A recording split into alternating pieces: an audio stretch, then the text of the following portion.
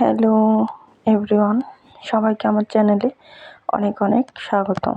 আজকে নিয়ে এসেছি রুই মাছ দিয়ে ফুলকপির ঝোল।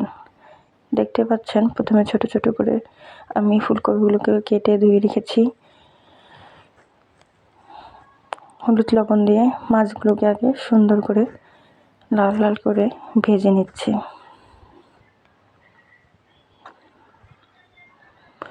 সাধারণত শীতের সময় নতুন নতুন ফুলকপি দিয়ে মাছ অনেকটা সুস্বাদু একটি রেসিপি। তাই প্রথমে আমি ফুলকপিগুলোকে আগে একটু ভেজে নেব।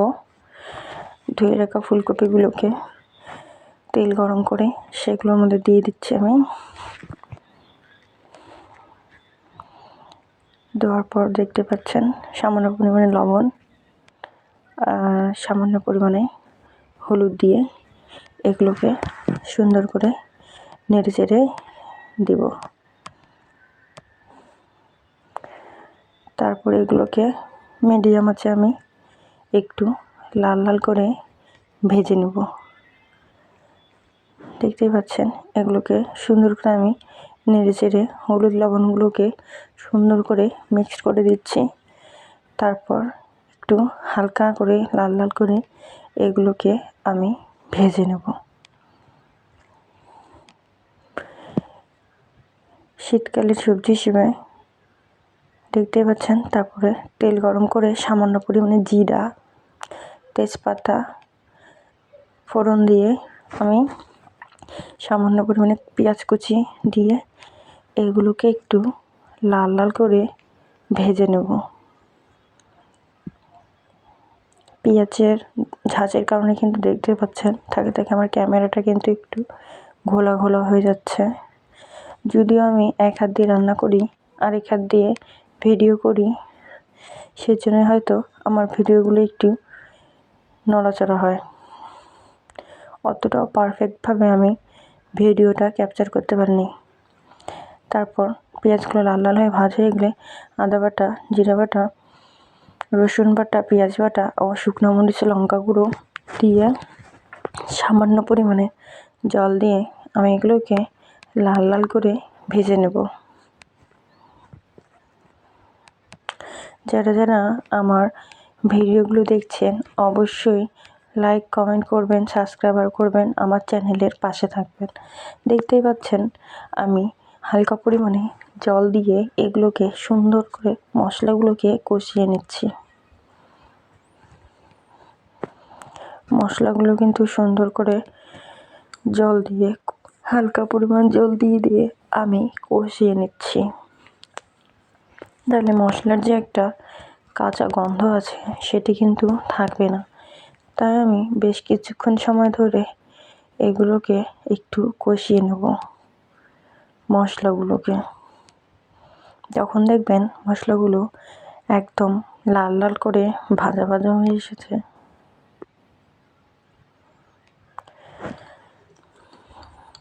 দেখতেই পাচ্ছেন আমার মশলাগুলো কিন্তু একদম মোটামুটি লাল লাল ভাজা ভাজা হয়ে এসেছে। আমি আবারও কিন্তু হালকা পরিমাণে জল দিয়ে দেখতেই পাচ্ছেন মশলাগুলোকে সুন্দর করে কষিয়ে নিচ্ছি। দেখতেই পাচ্ছেন মশলাগুলো যখন একটু লাল লাল করে ভাজা ভাজা হবে, আগে থেকে ফুলকপিগুলো যে আমি ভেজে রেখেছিলাম সেগুলো আমি এখন সেই মশলার মধ্যে দিয়ে দেব।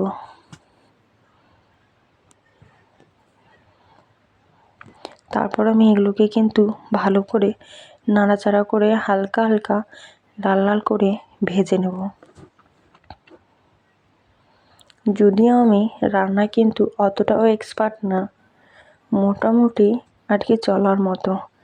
তারপরেও আমি আমার মিনি রান্নার ব্লগগুলো আপনাদের সাথে শেয়ার করছি।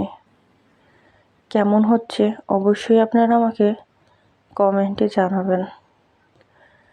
আপনাদের সহযোগিতায় আমি সামনের দিকে এগিয়ে যেতে চাই। দেখতে পাচ্ছেন যে আমি মশলাগুলোর সাথে ফুলকপিটাকে সুন্দর করে লাল লাল করে ভেজে নিচ্ছি।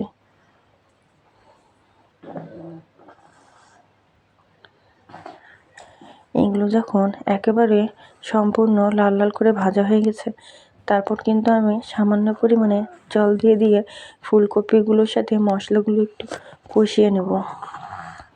এতে আমার ফুলকপিগুলো হালকা সুন্দরভাবে সেদ্ধ হবে, প্লাস যে মশলাগুলো আছে সেটা ফুলকপির ভেতরে ঢুকবে এবং ফুলকপিটা খেতেও কিছুটা টেস্টি লাগবে। সেজন্য দেখতে পাচ্ছেন হালকা জল দিয়ে দিয়ে আমি কিন্তু ফুলকপিগুলোকে নেড়ে চেড়ে সুন্দর করে কষিয়ে নিচ্ছি। যত বেশি তরকারি কষাবেন মশলার সাথে, তত বেশি কিন্তু খেতে অনেক সুস্বাদু হবে। তারপর যেহেতু শীতকাল চলছে, সেজন্য আমি টাটকা ধনিয়া পাতা কুচি কুচি করে আমি কিন্তু ফুলকপিগুলোতে দিয়ে দিয়েছি। ধনিয়া পাতাগুলোর সুগন্ধের জন্য ফুলকপি তরকারিটা খেতেও বেশ কিছুটা দারুণ লাগবে, এবং যে ধনিয়া পাতার যে ফ্লেভারটা আছে সেটাও কিন্তু আমাদের তরকারিটার সেন্ট বৃদ্ধি করবে এবং খেতেও ভালো লাগবে। দেখতে পাচ্ছেন আমি কিন্তু এগুলোকে সুন্দর করে নেড়ে চেড়ে বারবার করে কষিয়ে নিচ্ছি। এখন আমি হালকা হালকা জল দিয়ে আমি কিন্তু এগুলোকে একটু ভাজা ভাজা করব। যখন এগুলা মোটামুটি দেখতেই পাচ্ছেন ভাজা ভাজা হচ্ছে, আমার আলু কিংবা ফুলকপি কিন্তু মোটামুটি হালকা সেদ্ধ হয়ে এসেছে। যেহেতু নতুন ফুলকপি এখন এগুলোর কিন্তু ডাঁটিগুলো সিদ্ধ হতে একটু সময়ই লাগে, তাই আমি পর্যাপ্ত পরিমাণে জল দিয়ে এগুলোকে সুন্দর করে ঝোল দিয়ে দিয়েছি। এখন এগুলো ভাপে ভাপে আমি এগুলো ফুটিয়ে নেব। দেখতেই পাচ্ছেন আমি কিন্তু তরকারিটা মিডিয়াম ঝোল রাখবো, সেজন্য বেশি একটা জল দিইনি। যতটুকু প্রয়োজন ততটুকুই আমি জল দিয়ে দিয়েছি। এখন সুন্দর করে এগুলো ফুটুক, সেই জন্য আমি এগুলোকে ঢেকে দিয়েছি। কিছুক্ষণ পর ঢাকনা উঠায় কিন্তু আমি এগুলোকে নেড়ে চেড়ে দিচ্ছি। দেখতেই পাচ্ছেন মোটামুটি আমার ফুলকপির ডাঁটিগুলো কিন্তু হালকা পরিমাণে এখনও একটু শক্ত আছে, তাই কিন্তু আমি ফুলকপির ডাঁটিগুলোকে জলের দিকে ডুবিয়ে দিয়ে দিয়েছি যেন এগুলো তাড়াতাড়ি সিদ্ধ হয়ে যায়। ভেজে রাখা মাছের টুকরোগুলো আমি কিন্তু উপর দিয়ে ছেড়ে দিচ্ছি। দেখতেই পাচ্ছেন উপর দিয়ে আমি মাছের সেই কয়েকটি টুকরোগুলো আমি ছেড়ে দিয়েছি।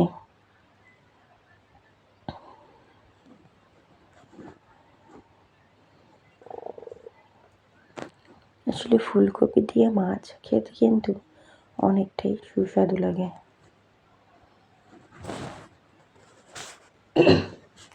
দেখতে পাচ্ছেন কিছুক্ষণ পর কিন্তু আমি এগুলোকে ঢাকনা উঠায় হালকা নেড়ে চেড়ে আবার সুন্দর করে ঢেকে দিচ্ছি। বেশি একটা জোরে জোরে কিন্তু আমি নাড়ছি না, কারণ বেশি একটা জোরে নাড়তে গেলে ফুলকপিগুলো তখন ভেঙে যাবে। সেজন্য আমি হালকা পরিমাণে একটু নেড়ে চেড়ে আবার এগুলোকে, দেখতে পাচ্ছেন সুন্দর করে এগুলো টক করে ফুটতেছে। ঝোলটা কিন্তু আমার মিডিয়াম শুকিয়ে এসেছে। আপনারা যে যেমন পরিমাণে ঝোল খাবেন সেই পরিমাণে ঝোলটা রাখবেন। যেহেতু আমি বেশি একটা ঝোল রাখবো না, সেই জন্য দেখতেই পাচ্ছেন আমার ঝোলটা প্রায় টেনে এসেছে। সেজন্য আমি কিছুক্ষণের মধ্যে এগুলোকে নামিয়ে নেব। ফাইনালি আমার তরকারি কিন্তু মোটামুটি হয়ে গিয়েছে, সম্পূর্ণ রেডি। দেখতেই পাচ্ছেন ফাইনালি লুক কেমন হয়েছে, অবশ্যই আপনারা কমেন্ট করে জানাবেন। সবাই বেশি বেশি করে সাপোর্ট করবেন আমাদেরকে।